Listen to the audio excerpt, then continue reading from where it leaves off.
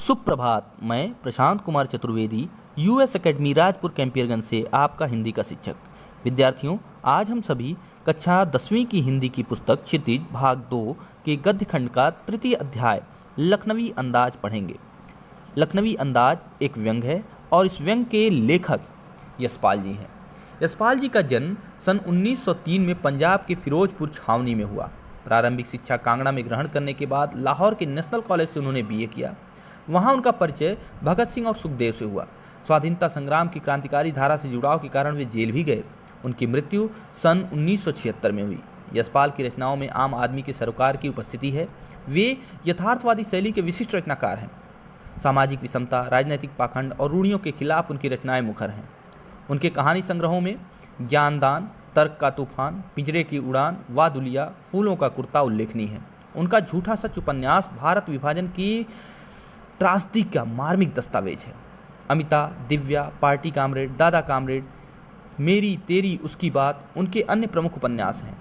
भाषा की स्वाभाविकता और सजीवता उनकी रचनागत विशेषता है। आइए इस व्यंग को जानें कि इस व्यंग में यह व्यंग उन्होंने किसके लिए लिखा है।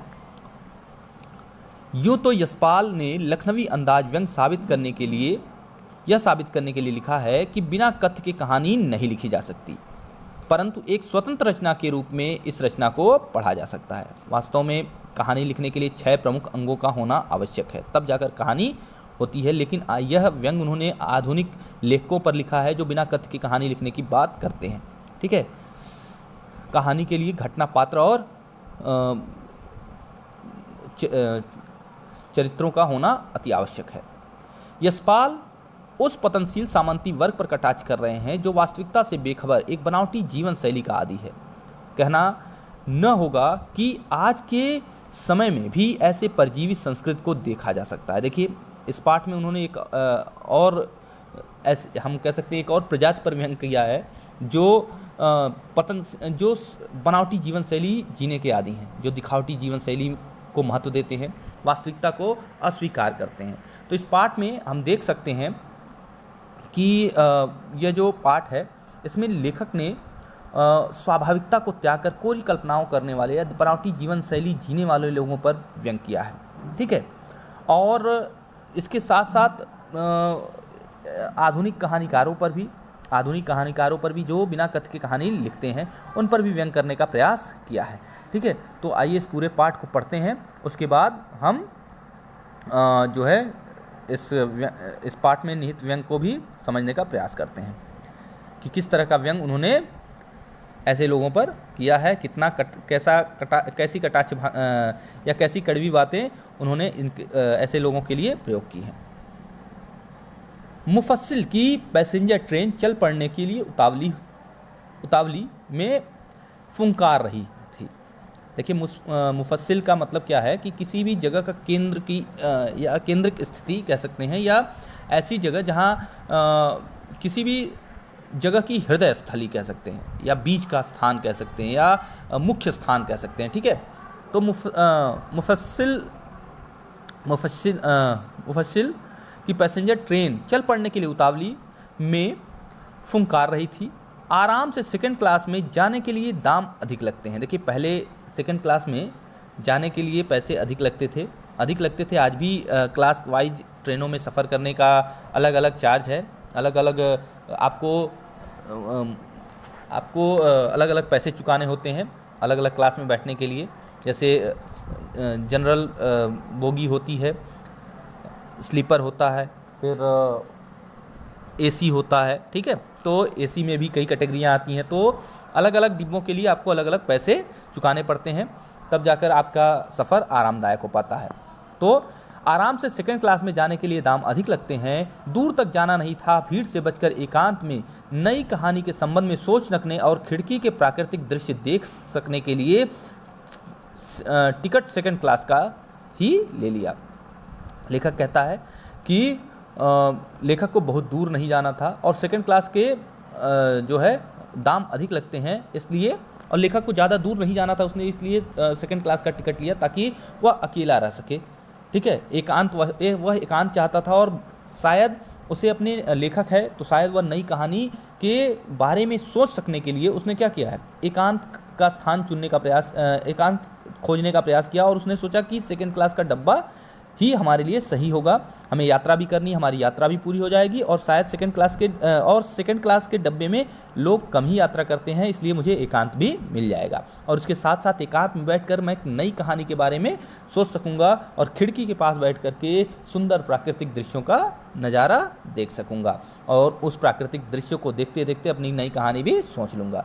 ठीक है, शायद इसी नियति से, इसी सोच के साथ वो लेखक ने सेकंड क्लास का टिकट ले लिया और जो है डब्बे में चढ़ने का प्रयास किया। गाड़ी छूट रही थी, सेकंड क्लास के एक छोटे डिब्बे को खाली समझकर जरा दौड़कर उसमें चढ़ गए।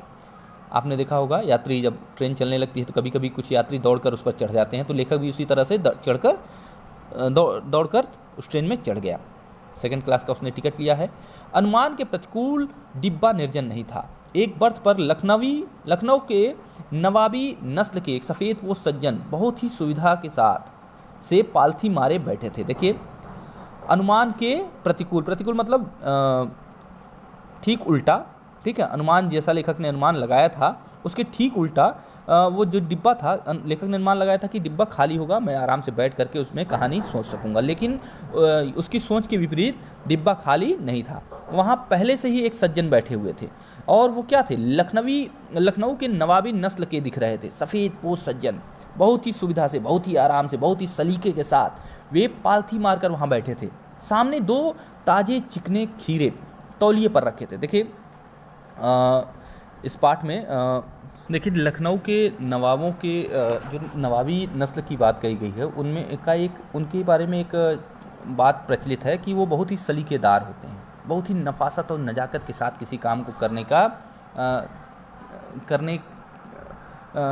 वो बहुत ही किसी कार्य को बहुत ही नफासत और नज़ाकत के साथ करते हैं, ऐसा कहा जाता है, माना जाता है, संभवतः देखा भी जाता है। ठीक है, तो और वे अपने आप को बड़ा ही शिष्ट साबित करते हैं। ठीक है, बहुत ही सलीकेदार इंसान मानते हैं अपने आप को, वे अपने आप को बहुत ही सलीकेदार, बहुत ही शिष्ट इंसान मानते हैं, बहुत ही कोमल और मतलब बहुत ही अपने आप को विशिष्ट दिखाते हैं, आम जन से कुछ श्रेष्ठ दिखाने का प्रयास करते हैं। ठीक है, वो कुछ अपने आप को कुछ विशेष दिखाने का प्रयास करते हैं। ठीक है, इसलिए लेखक ने यहाँ नवाबी नस्ल की, ठीक है, सफ़ेद पोश सज्जन की बात कही है।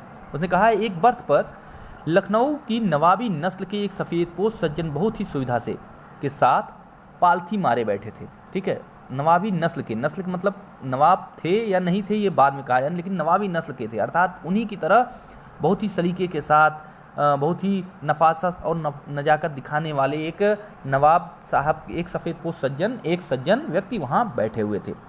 उनके सामने 2 ताजे चिकने खीरे तौलिए पर रखे थे। एक तौलिया रखा था और उस पर 2 चिकने खीरे रखे थे। डिब्बे में हमारे सहसा कूद जाने से सज्जन की आंखों में एकांत चिंतन में विघ्न और असंतोष दिखाई दिया। लेखक अचानक डिब्बे में पहुंच गया था, इसलिए शायद जो सफ़ेद पोश सज्जन थे उनकी आंखों में ऐसा लगा कि उनके एकांत में विघ्न पड़ गया हो।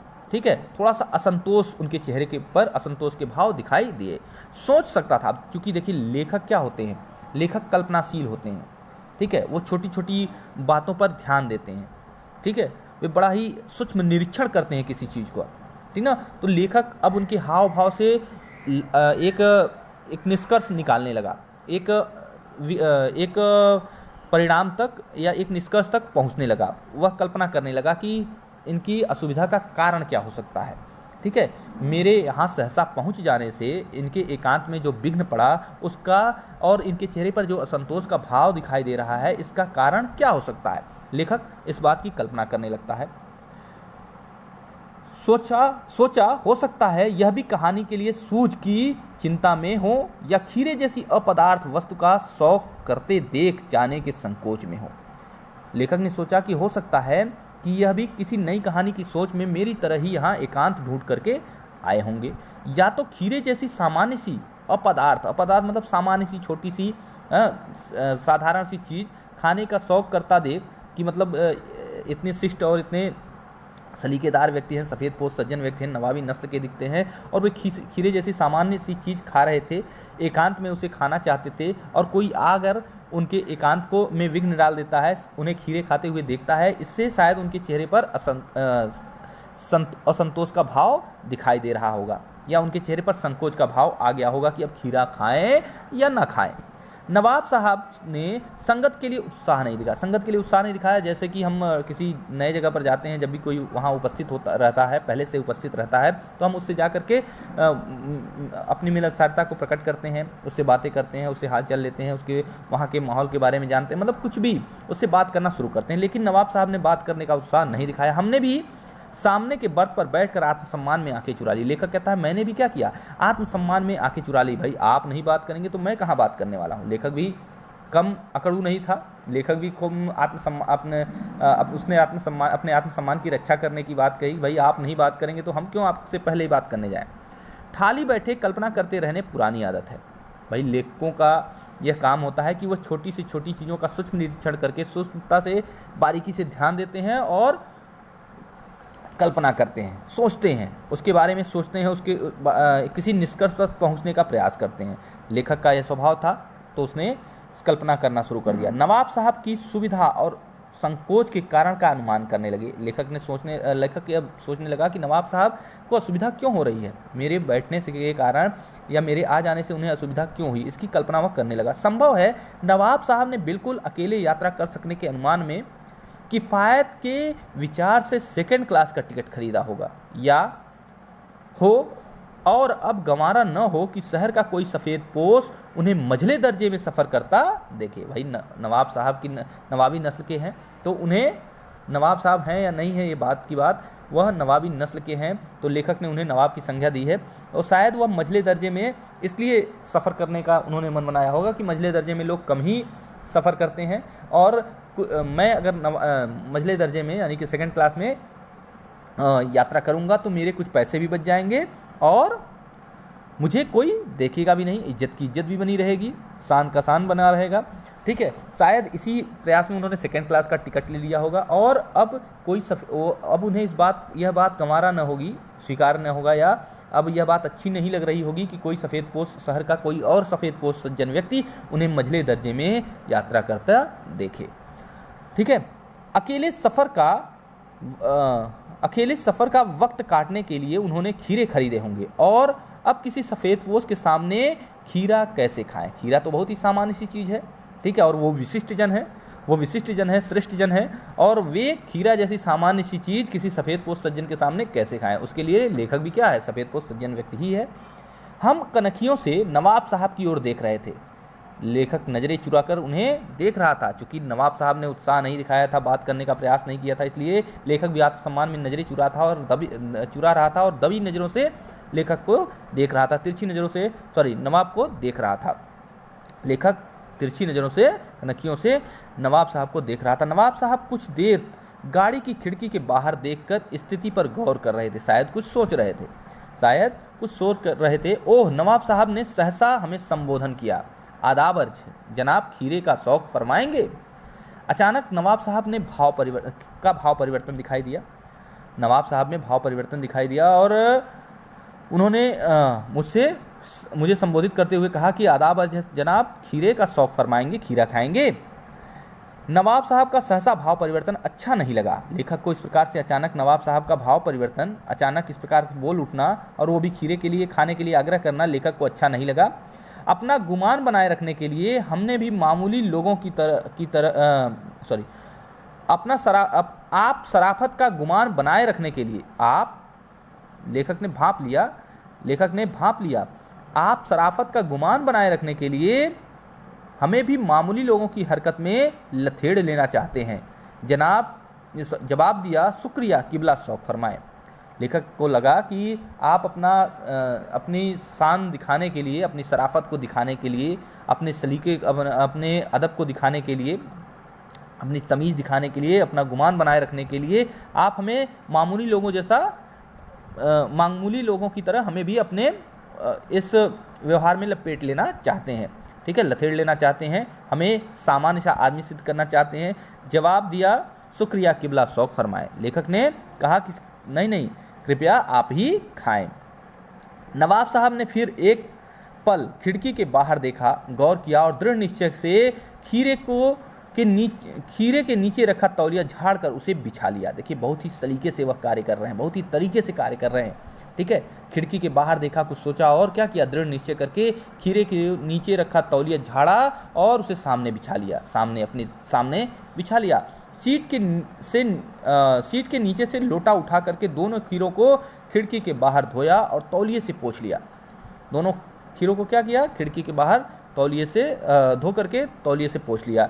जेब से चाकू निकाला। देखिए एक एक कार्य बहुत ही सलीके से वह कार्य कर रहे हैं। चाकू निकाला, पहले खीरे को उठाया, तौलिए को झाड़ा बिछाया, खीरे को पानी से बाहर की खिड़की के बाहर धुला और उसके बाद चाकू निकाला, दोनों खीरों के सिर को काटा, उन्हें गोद कर झाग निकाला। जैसे हम खीरा खाते हैं ना, ऊपर उसका सिरा काट करके उसके झाग को निकालते हैं, फिर उसके बाद उसे छिल करके खाते हैं। फिर खीरों को बहुत ही एहतियात से छिल करके, एहतियात मतलब बहुत ही सफाई के साथ, बहुत ही बचाव के साथ, ठीक है, छिलकर फाकों को करीने से तौलिए पर सजाते गए।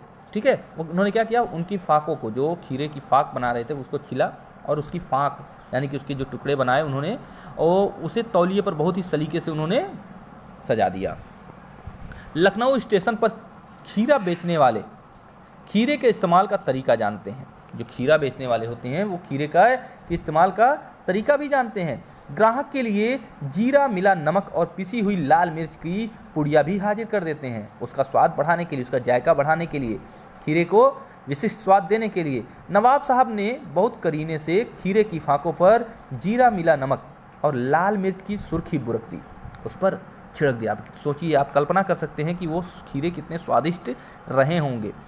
उनकी प्रत्येक भाव भंगिमा और जबड़ों के स्फुरर से स्पष्ट हो रहा था, मतलब कि उनके चेहरे के उनकी हाव भाव, उनकी भाव भंगिमा, जो भी चेहरे का हाव भाव था उसको देखने और जबड़ों के हिलने से, जबड़ों में जो हम जब किसी चीज़ को कार्य को करते हैं, जब किसी चीज़ की खाने की इच्छा होती है तो हमारे मुंह में हलचल, हमारे मुंह में कुछ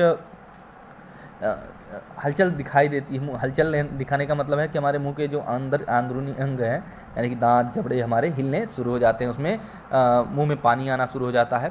ठीक है, स्पष्ट था कि उस प्रक्रिया में उनका मुख खीरे के रसोसाधन की कल्पना से प्लावित हो रहा था। उनके मुख में खीरे के स्वाद की कल्पना करके उनका मुख पानी से भरा रहा था, ऐसा लग रहा था। अब कनखियों से देखकर सोच रहे थे मियाँ रईस बनते हैं। हम कनखियों से देखकर सोच रहे थे मियाँ रईस बनते हैं, लेकिन लोगों की नज़रों से बच सकने के ख्याल में अपनी असलियत पर उतर आए। लोगों की नज़रों से मियाँ रईस बनते हैं, बड़ा अपने आप को सफ़ेद पोश सज्जन व्यक्ति दिखाते हैं, रईसी दिखाते हैं अपनी, और क्या करते हैं, लोगों की नज़र से बच सकने के ख्याल से अपनी असलियत पर उतर आए। यहाँ आकर के चुप करके क्या कर रहे हैं, खीरे जैसी सामान्य सी चीज़ खा रहे हैं। ठीक है, नवाब साहब ने फिर एक बार हमारी ओर देख लिया। वल्लाह शौक कीजिए, लखनऊ का बालम खीरा है। नमक मिर्च छिड़क दिए जाने से खीरे की पनियाती फाके देख करके एक बार नवाब साहब ने फिर उन्हें आग्रह किया कि कृपया शौक फरमाए। ठीक है, खीरे का खाने का आग्रह किया लेखक से। नमक मिर्च छिड़क दिए जाने से, देखिए मेरे भी मुंह में पानी आ जा रहा है इसका स्वाद सुनकर, समझ करके, एहसास करके कि कितना स्वादिष्ट रहा होगा वह खीरा। ठीक है, शायद आपके भी मुंह में आ रहा होगा। नमक मिर्च छिड़क दिए जाने से ताज़े खीरे की पनियाती, और इस समय तो गर्मी का समय है, खीरे खूब खा रहे होंगे आप लोग भी। ठीक है, नमक मिर्च छिड़क दिए जाने से ताज़े खीरे की पनियाती फाके देख करके पानी मुंह में जरूर आ रहा था, लेकिन इनकार कर चुके थे। लेखक ने चूँकि नवाब साहब ने लेखक से फिर से आग्रह किया खीरे खाने का, लेकिन लेखक मना कर चुका था।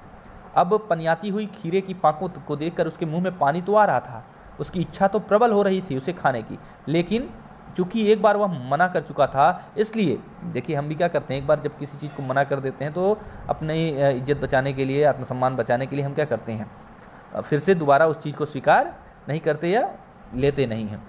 आत्मसम्मान निभाना ही उचित समझा, उत्तर दिया शुक्रिया, इस वक्त तलब महसूस नहीं हो रही है। मैदा भी जरा कमज़ोर है, किबला शौक फरमाए। मैदा मतलब पेट होता है, ठीक है। तो मैदा का मतलब यहाँ पेट से है, पाचन क्रिया से है, ठीक है। और कहते हैं हाजमे से है, ठीक है। यहाँ आत्मसम्मान निभाना उचित समझा, लेखक ने आत्मसम्मान को निभाना उचित समझा और उत्तर दिया शुक्रिया, इस समय तलब महसूस नहीं हो रही, इच्छा नहीं कर रही है, ठीक है। खीरे खाने की इच्छा नहीं हो रही है और मेरा पेट भी थोड़ा कमज़ोर है, केवला शौक फरमाइए, कृपया आप ही उसे खाइए। नवाब साहब ने सतृष्ट आंखों से नमक मिर्च के संयोग से चमकती खीरे की फांकों की ओर देखा। खिड़की के बाहर देखकर दीर्घ निश्वास लिया। खीरे की एक फांक को उठाकर होंठों तक ले गए, फांक को सूंघा, स्वाद के आनंद में पलकें मूंद गईं। स्वाद के आनंद में कि खीरों का स्वाद लेने जैसे होता है ना, सूंघ कर ही उन्होंने खीरे का स्वाद जैसे ले लिया, ठीक है। लेखक ने खाने से मना किया तो नवाब साहब ने क्या किया? नवाब साहब ने सतृष्ट आंखों से, प्यास भरी आंखों से, इच्छा भरी नज़र से खीरे की तरफ देखा। नमक मिर्च बुरके हुए संयोग से नमक मिर्च के सहयोग से चमकती पनियाती खीरे की फांकों को देखा। उसे उठाया, खिड़की के बाहर देखा और उसे उठा करके दीर्घ निश्वास लिया, गहरी सांस ली, सूंघा, जोर से सूंघा, ठीक है, और लंबी सांस ली, ठीक है। उस फांक को उठा करके होंठों तक ले गए, फांक को उठाकर होंठों तक ले गए, फांक को सूंघा, स्वाद से के आनंद में पलकें मूंद गई, स्वाद के आनंद में पलकें मूंद गई। मुंह में भर आए पानी की घूंट गले से उतर गया। उन्होंने क्या किया? उसका रसास्वादन किया और उस मुंह में आया जो पानी था, उसका स्वाद की कल्पना करके उनके मुंह में जो पानी भर आया था, उस घूंट को उन्होंने गले से नीचे उतार लिया, उसका रसास्वादन कर लिया। जैसे ऐसा लग रहा था जैसे सूंघ कर ही उन्होंने खीरे का रसास्वादन कर लिया, उसका स्वाद ले लिया हो। तब नवाब साहब ने फाक को खिड़की के बाहर छोड़ दिया। नवाब साहब ने क्या किया? खाया नहीं, खीरे को खाया नहीं, बल्कि खीरे को बाहर खिड़की की तरफ फेंक दिया। खिड़की के बाहर, चलती ट्रेन से खिड़की के बाहर फेंक दिया। नवाब साहब खीरे की फांक को नाक के पास ले जाकर वासना से रसास्वादन कर खिड़की के बाहर फेंकते गए। एक एक करके वो सारे खीरे की फांकों को उन्होंने खिड़की के बाहर फेंक दिया। नवाब साहब ने खीरे की सब फांकों को खिड़की के बाहर फेंक कर तौलिए से हाथ और होंठ पोंछ लिए और गर्व से गुलाबी आंखों से हमारी ओर देख लिया, मानो कह रहे हों यह है खानदानी रईसों का तरीका। नवाब साहब ने खीरे की सभी फांकों को सूंघा और एक एक करके खिड़की के बाहर फेंक दिया और हमारी तरफ, और तौलिए से हाथ भी पोंछ लिया, खाया भी नहीं, तौलिए से हाथ भी पोंछ लिया, मुंह भी पोंछ लिया, होंठ भी पोंछ लिए और शायद अपने गर्व से चमकती हुई गुलाबी आंखों से हमारी तरफ देखकर मानो कह रहे हो कि ये है खानदानी रईसों का तरीका। संभवतः वह यही जताना चाहते थे कि हम हैं असली रईस, हम हैं असली खानदानी रईस, जिनके खाने का तरीका भी बहुत ही विशेष है, बहुत ही विशेष है और बहुत ही हम आप जैसे खीरों को खाते नहीं, हम तो बस सूंघ कर ही उसका रसास्वादन कर लेते हैं, सूंघ कर ही उससे पेट भर लेते हैं। हमें खीरे को चखने की आवश्यकता भी नहीं है, हम तो सूंघ कर ही उसका रसास्वादन कर लेते हैं। नवाब साहब के खीरे खाने की तैयारी और इस्तेमाल नवाब साहब खीरे की तैयारी और इस्तेमाल से थक कर लेट गए। बहुत ही नफासत और नजाकत के साथ उन्होंने यह क्रिया की और अब देखिए खीरा खाया भी नहीं और थक कर लेट गए। हमें तस्लीम में सिर खम कर लेना पड़ा, हमें उनकी सम्मान में क्या करना पड़ा? अपने सिर को झुका लेना पड़ा, ठीक है, यह बात मान लेना पड़ा। वाह भाई वाह, क्या खानदानी तहजीब, नफासत और नजाकत इसे ही कहते हैं। यह है खानदानी तमीज, तहजीब, नफासत और नजाकत, ठीक है। यह है कोमलता, तरीका, किसी भी कार्य को करने का तरीका, ठीक है।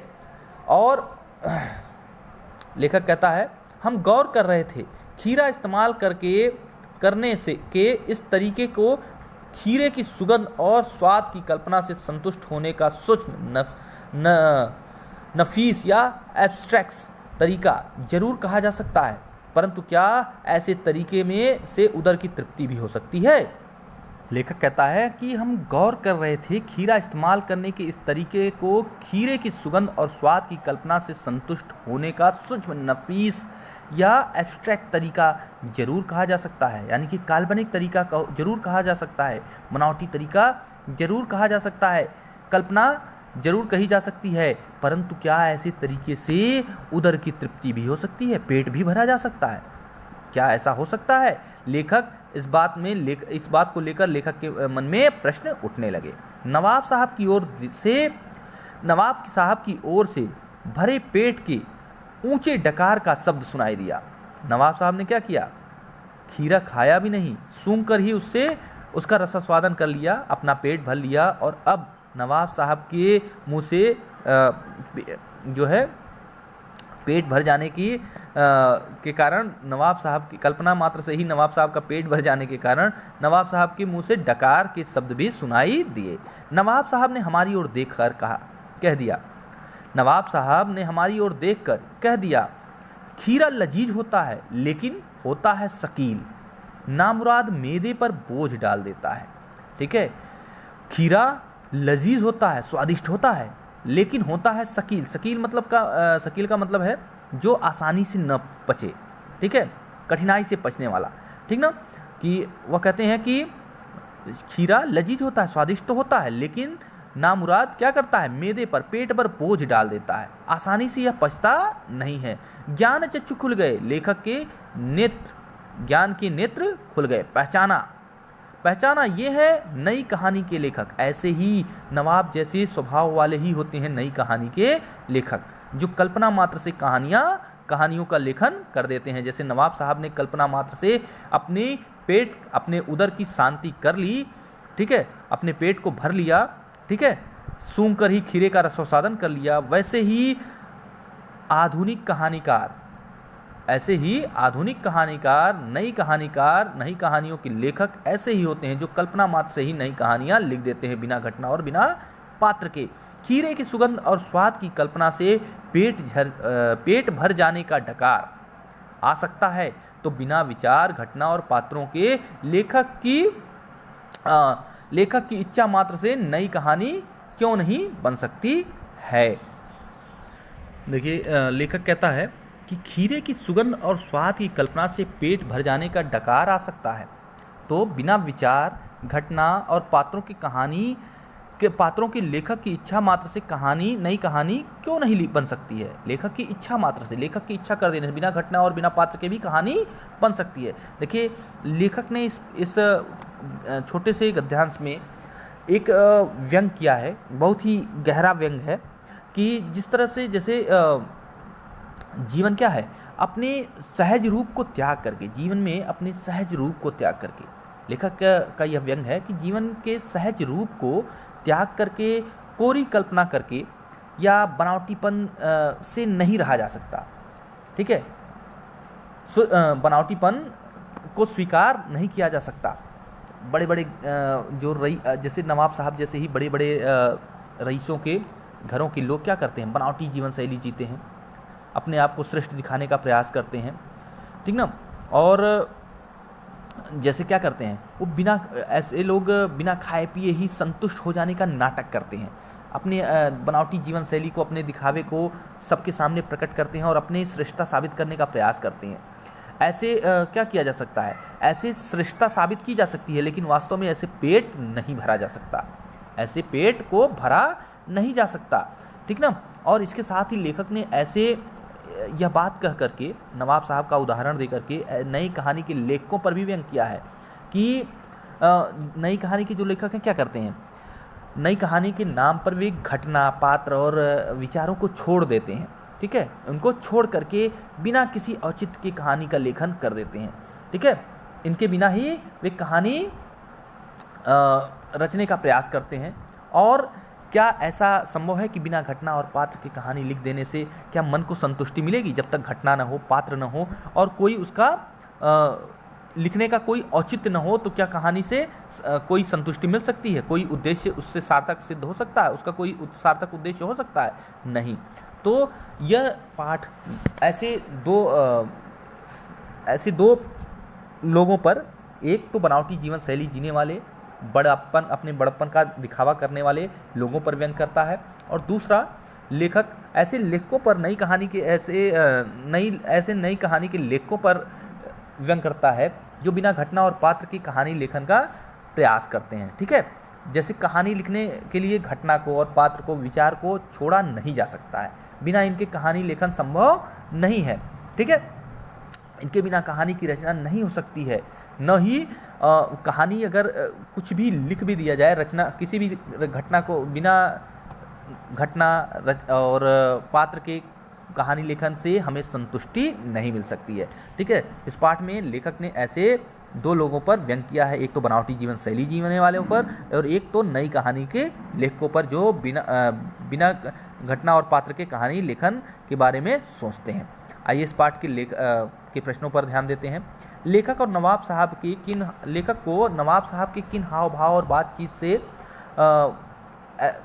बातचीत करने के लिए लेखक को नवाब साहब के किन हाव भावों से महसूस हुआ कि वे उससे बातचीत करने के लिए तनिक भी उत्सुक नहीं है। देखिए, लेखक जैसे ही डब्बे में घुसा तो नवाब साहब के चेहरे पर क्या हो गया, असंतोष का भाव दिखाई दिया। ठीक है, लेखक जैसे ही डब्बे में घुसा या इंटर किया या प्रवेश किया तो उसने देखा कि नवाब साहब के चेहरे पर असंतोष का भाव है। ऐसा लग रहा था कि जैसे मानो लेखक के आ जाने से नवाब साहब के एकांत में बाधा पड़ गई हो। ठीक है, वो और दूसरी चीज़ कि नवाब साहब ने उससे बात करने का तनिक भी उत्साह नहीं दिखाया। ठीक है, नवाब साहब, भाई हम लोग क्या करते हैं, किसी भी जगह यात्रा करते हैं, जब कोई हमें नया चेहरा दिखाई देता है तो हम उससे हालचाल लेते हैं, उससे बातचीत करते हैं, उससे मिलनसारता अपनी प्रकट करते हैं। ठीक ना, लेकिन नवाब साहब ने उसकी तरफ देखा भी नहीं, वे खिड़की के बाहर देखते रहे। ठीक ना, उसको नज़रअंदाज किया। इसलिए लेखक को ऐसा लगा, ठीक ना, लेखक को ऐसा लगा कि जो है नवाब साहब उससे बातचीत करने के लिए उत्सुक नहीं है। नवाब साहब ने बहुत ही यत्न से खीरा काटा, नमक मिर्च बुरका, अंततः सूंघकर खिड़की के बाहर फेंक दिया। उन्होंने ऐसा क्यों किया होगा? उनका ऐसा करना उनके कैसे स्वभाव को इंगित करता है। देखिए, नवाब साहब वहाँ पर थे, वो अपने बड़प्पन, अपने रईसी की धाक जमाना चाहते थे, शायद संभवतः लेखक को ऐसा लगता है। हमें लेखक के आधार पर ही प्रश्नों का उत्तर देना है। तो लेखक के अनुसार नवाब साहब के मन में अपनी नवाबी को साबित करने या उस अपनी धाक को जमाने का विचार रहा होगा। इसलिए उन्होंने क्या किया होगा, सामान्य लोगों की या आम आदमियों की तरह खीरा खाने की जगह, ठीक है, विशिष्टता से खीरा खाने का प्रयत्न किया होगा। पहले तो ऐसे लोग क्या करते हैं, छोटे छोटे तरीके से अपनी नफासत और नजाकत को दिखा करके, छोटे छोटे माध्यमों से अपनी नफासत और नजाकत को दिखाकर अपनी श्रेष्ठता साबित करते हैं। ठीक ना, और अपनी विशिष्टता को दर्शाते हैं। नवाब साहब अकेले बैठ करके खीरा खाने का प्रयास कर रहे थे, लेकिन लेखक को सामने देख करके नवाब साहब को थोड़ी असुविधा हुई। तो नवाब साहब को एक अवसर भी प्राप्त हो गया अपनी नवाबी, अपनी रईसी को दिखाने का। ठीक है, और उन्होंने खीरे से ही अपनी क्या किया, अपनी जो है नवाबी दिखाने का प्रयास किया, अपने बड़प्पन, अपने श्रेष्ठता साबित करने का प्रयास किया। और लेखक के सामने यह अवसर पा गए। ठीक है, लेखक के आते ही उन्हें यह अवसर मिल गया। उन्होंने क्या किया, जो सामान्य तरीका होता है, सामान्य जन का खीरा खाने का तरीका, उससे हट करके नए तरीके से खीरे खाने को की प्रस्तुति की। खीरे को सूंघा और सूंघ कर ही उसका रसास्वादन करके क्या किया, उसे बाहर फेंक दिया। और इस प्रकार उन्होंने लेखक पर अपनी अमीरी, अपनी रईसी और अपनी नवाबी का धाक जमाने का प्रयास किया। फिर देखिए, बिना विचार घटना और पात्रों के भी क्या कहानी लिखी जा सकती है? यशपाल के इस विचार से आप जो है कहाँ तक सहमत हैं? देखिए, जैसा कि इस पाठ में लेखक ने बताया है कि बिना घटना और यशपाल के विचार से हम क्या है, सहमत हैं। लेखक उसने अंतिम वाले पैराग्राफ में उन्होंने यह बात कही है कि बिना घटना और पात्र के भी कहानी लिखी जा सकती है। ठीक है, तो यशपाल जी के इन विचारों से हम सहमत हैं। बिना घटना और पात्र के क्या कहते हैं, बिना घटना और पात्र और विचारों की हम कहानी जो है, देखिए कहीं वास्तव में एक इस बात को पढ़ने से हमें ऐसा लगता है कि लेखक यह कहना चाहता है कि बिना घटना और पात्र की कहानी नहीं लिखी जा सकती, क्योंकि कहानी लिखने के लिए कहानी के प्रमुख तत्वों का होना आवश्यक है, घटना का होना, पात्रों का होना, ठीक है। तो ये सब चीज़ें अति आवश्यक हैं। इसलिए कहानी का अर्थ है जो कुछ घटित हुआ हो, जो कुछ हो, ठीक है, जिसे कहना हो, और जब घटित ही नहीं होगा तो उसे कहा कैसे जाएगा, कैसे पता चलेगा कि क्या हुआ क्या नहीं हुआ। तो बिना जो है और बिना पात्रों के, बिना घटना के कोई चीज़ कैसे घटित हो सकती है, ठीक है। तो हम जो है कहानी लिखने के पीछे कुछ उद्देश्य भी होता है, तो बिना घटना और पात्र की कहानी लिख पाना संभव नहीं है, लेखक का विचार है। और इसीलिए लेखक ने ऐसे नए जमाने के आधुनिक लेखकों पर व्यंग करने का भी प्रयास किया है। इस निबंध को आप क्या नाम देना चाहेंगे? देखिए, निबंध एक तरह का निबंध तो है, लेकिन इसमें व्यंग भी छिपा हुआ है, निबंध के माध्यम से उन्होंने व्यंग किया है, ठीक है। इस निबंध को और आप क्या नाम देना चाहेंगे? तो देखिए, इसको हम कुछ भी नाम दे सकते हैं, आप इस कल्पना कर सकते हैं कोई भी छोटा, जैसे ख्याली भोज कह सकते हैं, ठीक है, या खीरा बालम खीरा भी कह सकते हैं, लखनऊ का बालम खीरा, लेकिन नवाबी अंदाज भी हम इस पाठ को नाम दे सकते हैं, हवाई भोज दे सकते हैं, बहुत सी चीज़ें हम इसका नया शीर्षक दे सकते हैं।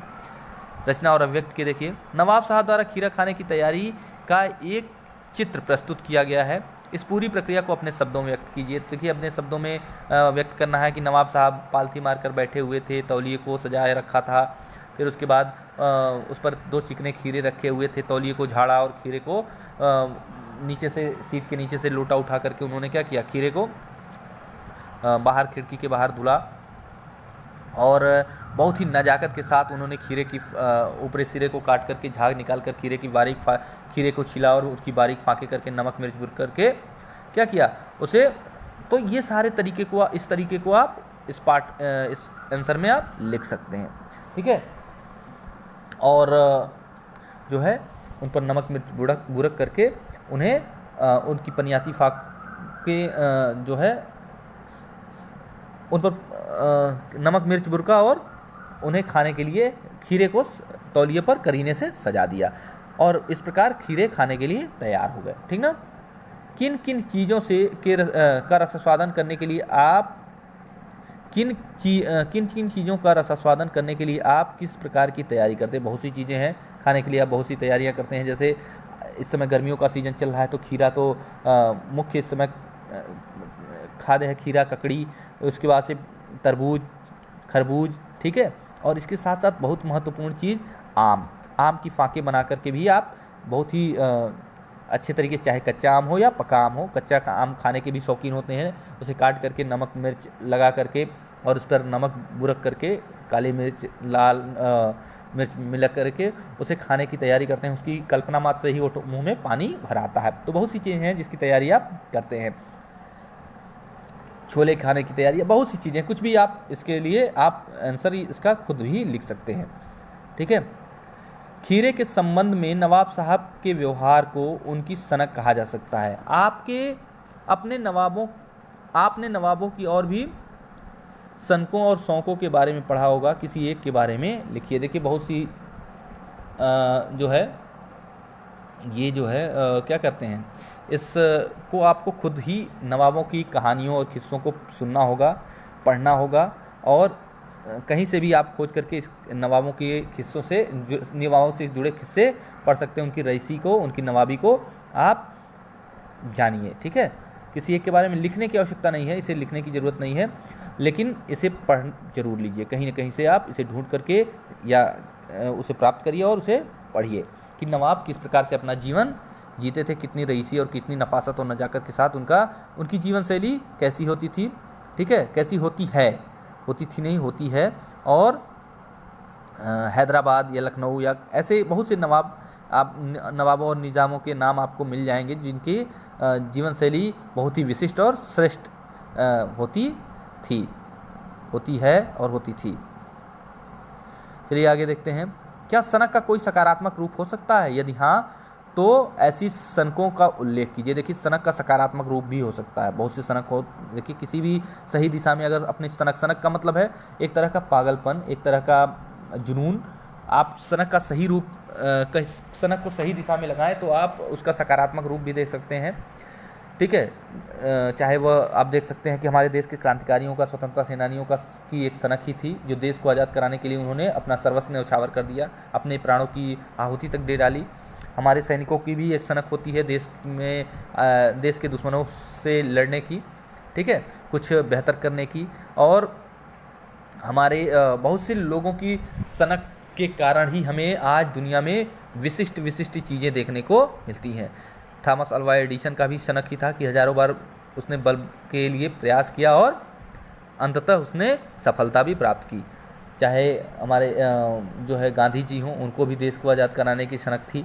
ठीक है, सनक का सकारात्मक रूप भी हो सकता है, सुभाष चंद्र बोस हो या भगत सिंह हो, बहुत से लोग हैं जिन्होंने सनक का अपने सनक को सकारात्मक रूप से अपनी सनक का सकारात्मक प्रयोग किया। ठीक है, तो सनक का सकारात्मक प्रयोग हो सकता है। आप भी अपनी सनक का, आप पढ़ने की इच्छा या किसी भी परीक्षा में सफल होने के लिए की सनक अगर आप पर सवार हो जाए तो आप पर किसी चीज़ की पढ़ने की सनक अगर सवार हो जाए तो आप उसे सही दिशा में लग करके सफलता प्राप्त कर सकते हैं। देखिए,